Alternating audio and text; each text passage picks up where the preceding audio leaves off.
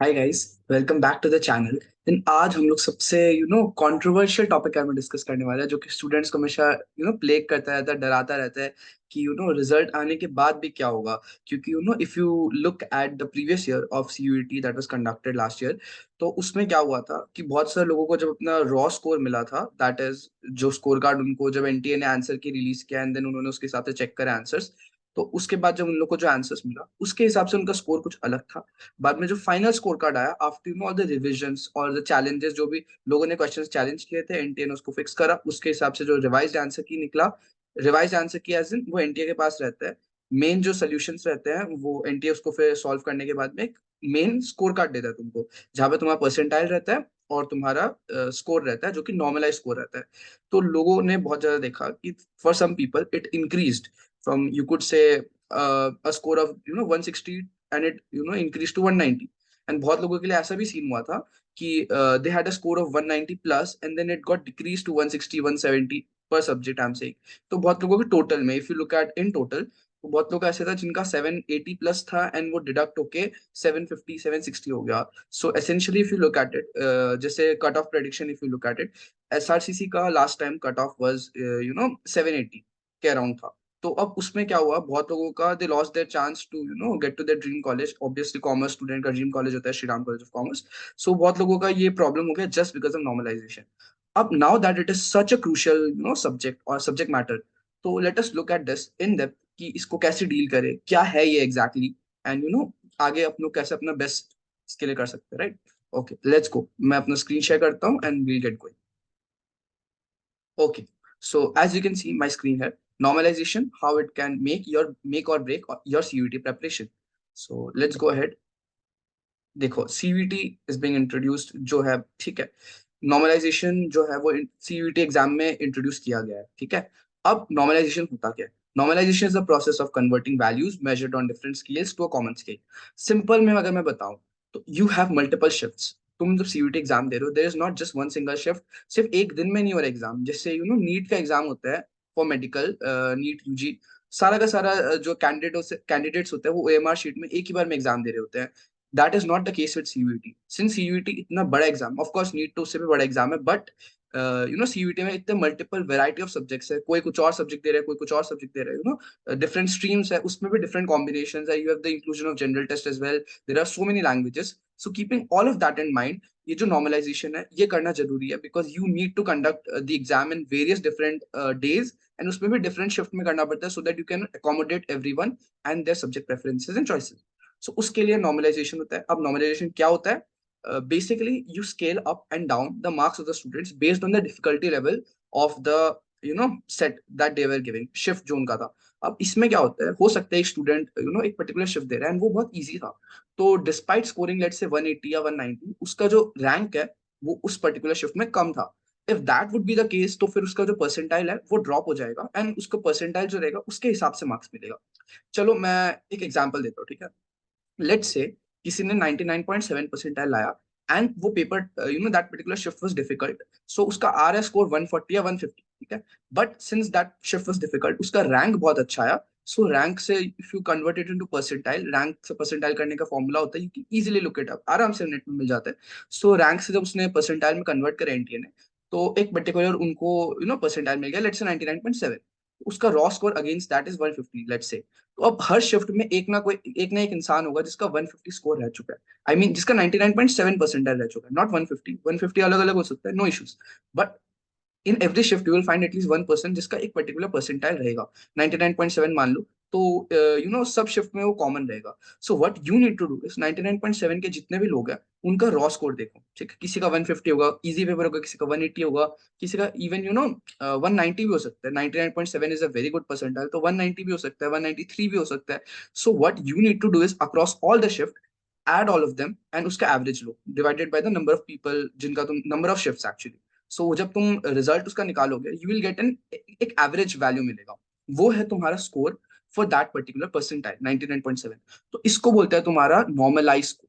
This is your normalize score. अब ये देखो, सबसे ज्यादा क्या इस पर डिपेंड करता है, लोग सोचते हैं तुम्हारे रॉ मार्क्स पर डिपेंड कर रहा है। ऑफ कोर्स उसका फैक्टर तो है, वो तुम्हारे एवरेज में जा रहा है, 150 लाओ, 140 लाओ, 180 लाओ, 200 लाओ। It definitely factors in when you consider your percentile. I mean अपना जो नॉर्मलाइज स्कोर है उसके लिए भी। बट जो मेन फैक्टर जो कि तुम्हारा नॉर्मलाइज स्कोर को डिपेंड मेन फैक्टर जो कि तुम्हारा डिपेंड कराता है, क्या नाम है इसका, तुम्हारा नॉर्मलाइज स्कोर के लिए, that certainly is your percentile. क्यों परसेंटाइल? क्यों परसेंटाइल तुम्हारा रैंक डिटरमाइन कराता है। उसके हिसाब से ही यू गेट टू नो कि तुम्हारा जो इक्विवेलेंट परसेंटाइल है बाकी शिफ्ट में लोगों का क्या स्कोर रहा है, एंड उससे ही तुम्हारा एवरेज लिया जा रहा है, and then you get your normalize score. So it is not your raw marks, but your percentile that is more important. And when you look at percentile, उसमें क्या तुमको क्या चीज मिल रहा है? If you look at it in extension, you get to know it's your rank. तो तुम्हारा rank ज्यादा इंपॉर्टेंट है as compare to your raw marks. तो तुम्हें सिर्फ मार्क्स पे फोकस नहीं करना, तुम्हें ये चीज पे फोकस करना है, your fight is with the people in your particular shift. तुम अपने जब तुम शिफ्ट दे रहे हो, तुम अपने आसपास लोगों को देखो, you are fighting with them, not the entire nation. तुम्हें बस इनसे बेटर करना है अपने पर्टिकुलर शिफ्ट में जो लोग दे रहे हैं, नॉट जस्ट फिजिकली जो तुम्हारे आसपास है, आई मीन उस पर्टिकुलर टाइम में जो लोग इस शिफ्ट में दे रहे हैं। सो वो चीज है। सो इसके लिए देखो मैं अपनी लर्निंग्स पे आगे बताऊंगा, बट अब I hope you are basically getting normalization क्या है। It is just to ensure किसी का शिफ्ट डिफिकल्ट हो सकता है, किसी का इजी हो सकता है, उसको सेम लेवल पे लाने के लिए नॉर्मलाइजेशन लाया गया है, right.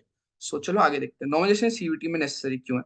Of course it is necessary क्योंकि multiple dates and multiple shift में हो रहा है, and then you cannot compare the performance from of one candidate in one shift from another candidate in the other shift, because again paper का difficulty अलग होता है, situation अलग होती है, all those factors do play a role, right?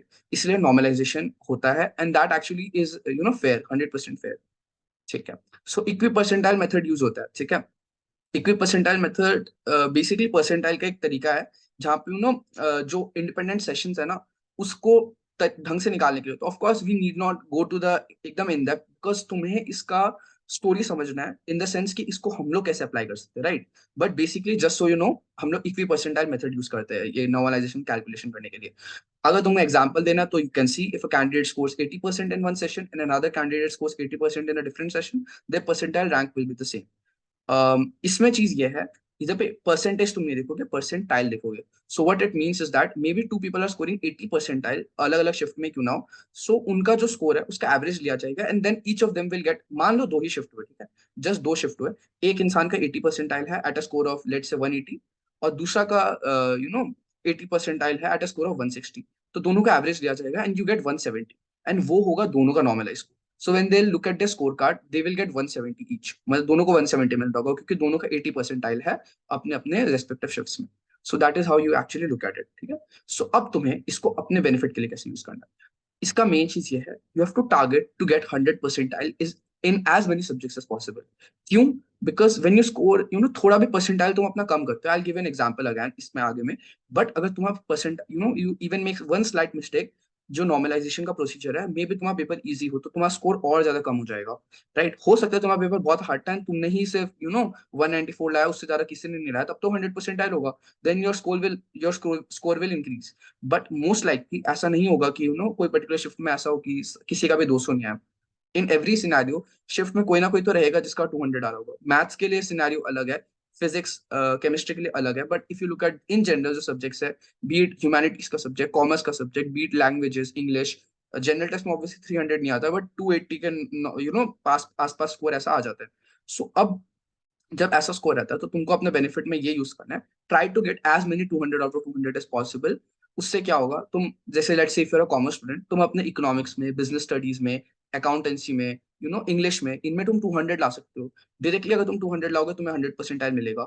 So let's just say मान लो accounts is a sort of tricky subject for most students जो कॉमर्स ले रहे होते हैं, BST, eco and English language जो है, उसमें 200 में 200 लाने का ट्राई करो। If you will be able to do that, तुम्हारा 100 percentile secured, and then you will be one step closer to meeting the cut off your dream college. So यही है इसका, इफ यू मेक श्योर, ऐसा तुम इस चीज का ध्यान रखो, you will be able to ace it, and then हो जाएगा तुम्हारा ड्रीम कॉलेज में एडमिशन, ठीक है। अब देखो मैं अपना खुद का एग्जाम्पल देता हूँ।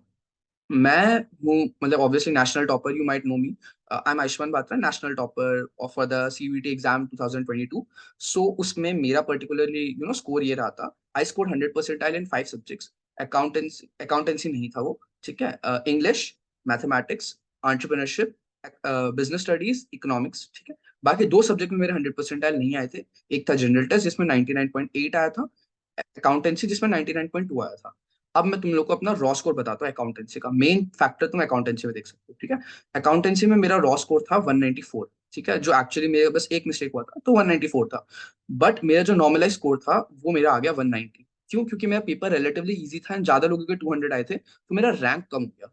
तो रैंक कम होने के कारण मेरा परसेंटाइल कम था एंड उसके कंसेक्यूटिवली मेरा नॉर्मलाइज स्कोर भी कम हो गया। खैर यू कैनॉट कंट्रोल कि तुम्हारा पेपर कितना इजी है कितना डिफिकल्ट है, सिली मिस्टेक तो इजी पेपर में होगा ही, राइट। सो इस चीज के लिए what you need to do is just make sure कि तुम कम से कम सिली मिस्टेक करो and try to actually score full marks. तुम जब फुल मार्क्स लेने का ट्राई करोगे तुम्हारा 100% होगा, 3 सब्जेक्ट में भी 100% ले, बाकी चौथा सब्जेक्ट में एक या दो गलती हो, इट्स टोटली फाइन। बट अगर तुम 2 सब्जेक्ट में एक एक रॉन्ग करोगे इन कंपैरिजन टू एक सब्जेक्ट में दो रॉन्ग, 2 सब्जेक्ट में एक एक रॉन्ग करना वुड हर्ट यू मोर, क्योंकि तुम्हारा दोनों में 10-10 मार्क्स जा रहा होगा देन। इधर पे अगर तुम दोनों में एक सब्जेक्ट में दो रॉन्ग करोगे, रिलेटिवली में भी 15 मार्क्स जाए टोटल में, बट 20+ तो नहीं जा रहा होगा 100% definitely. So try to make sure कि तुम एटलीस्ट 2 to 3 सब्जेक्ट पे अपना 100% लाने का अटेम्प्ट कर रहे हो, या ज्यादा से ज्यादा परसेंटाइल लाने का ट्राई कर रहे हो, बिकॉज तुम्हें rank is what matters. Rank से ही तुम्हारा नॉर्मलाइज स्कोर डिसाइड होगा and you need to focus on that. I hope this help. तो कंक्लूजन यही है, जो एनटीए जो नॉर्मलाइजेशन यूज कर रहा है that definitely is very helpful and you just need to use it for your own benefit and you will be able to see कि इसका क्या फायदा है, एंड जस्ट इसको स्मार्टली यूज करो, you will be able to do it for your own benefit. All the best guys. So यही है, we come to the end of this video. All the best, as the CUT exam very well. बस part रहना, ठीक है, एकदम से don't just keep preparing. तुमको prepare definitely करना है, बट तुमको अपने प्रिपरेशन का स्मार्टली भी रहना है। तुम्हें ये नहीं करना कि हर सब्जेक्ट को इक्वल बैलेंस कर रहे हो, जिसके कारण कुछ सब्जेक्ट मतलब हर सब्जेक्ट में थोड़ा थोड़ा सिली मिस्टेक हो रहा है। You need to make sure कि तुम सिली मिस्टेक्स ना कर रहे हो, so that you are able to get that 100% mark. एकदम जस्ट ऐसा ना हो कि मान लो कट ऑफ ये and you are just there, वो भी हो सकता है नॉर्मलाइजेशन के कारण ही हो जाए।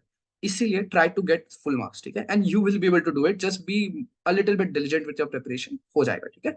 All the best guys.